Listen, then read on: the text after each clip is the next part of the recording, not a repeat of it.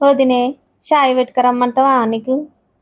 పెట్టే అండాలు మసాలా చాయ్ పెట్టే గా చాయను కమ్మగా పెడతావు. గట్నే వదినే పెట్టుకొత్తా.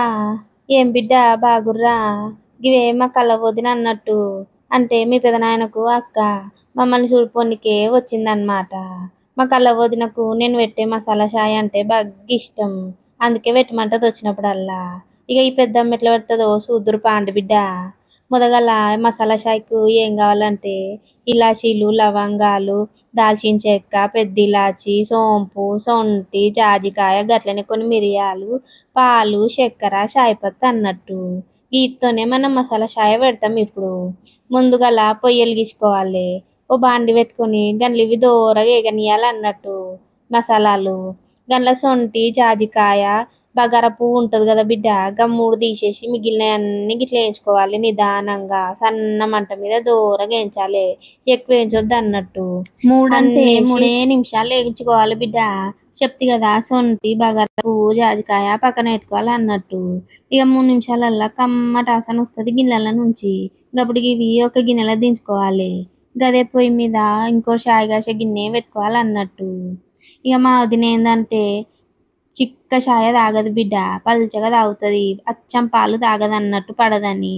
అందుకని డికాషన్ పెడతా నేను. మీరు కావాలంటే అచ్చం పాలు పోసుకోండి. ఇక అంతలోపు గిసొంటి మనం దంచుకుందాం పాండి. ఇట్లా మెత్తగా దంచుకోవాలి. గట్లనే నీళ్ళు కూడా మసిలినాయి బిడ్డ. ఇప్పుడు వచ్చి చాయ్ పత్తా చక్కెర వేసుకోవాలి. డికాషని తెలుసు కదా, డికాషని కాసుకోవాలి అన్నట్టు. ఇక అది కాగేలోపు గీ మసాలాలన్నీ మంచి నూరుకుందాం, మెత్తగా దంచుకుందాం బిడ్డ. గిట్లా ఈ మసాలా అంతా శొంఠి పొడి వేసి మంచిగా కలుపుకోవాలి అన్నట్టు. గిట్లా కలుపుకున్నాక ఈ కలిపిన దాన్ని మూత గట్టిగా ఉండేది గాలి పోని గిన్నెలు వేసి పెట్టుకోవాలి. మస్తు రోజులు ఉంటుంది. మంచి డికాషన్ కూడా కాగింది.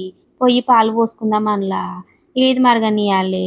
ఇక మరుగుడుకు రాగానే ఇప్పుడే మసాలా పొడి గిత్త వేయాలి. ఎక్కువ వేయొద్దు, మస్తు మండుతుంది అన్నట్టు. గింతంత వేసి మంచిగా కలుపుకోవాలి, మరగనియాలి.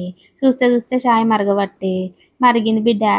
ఇక పొయ్యి మలుపుకొని చాయడు గట్టి వదినకి ఇద్దాం పాండి బిడ్డ.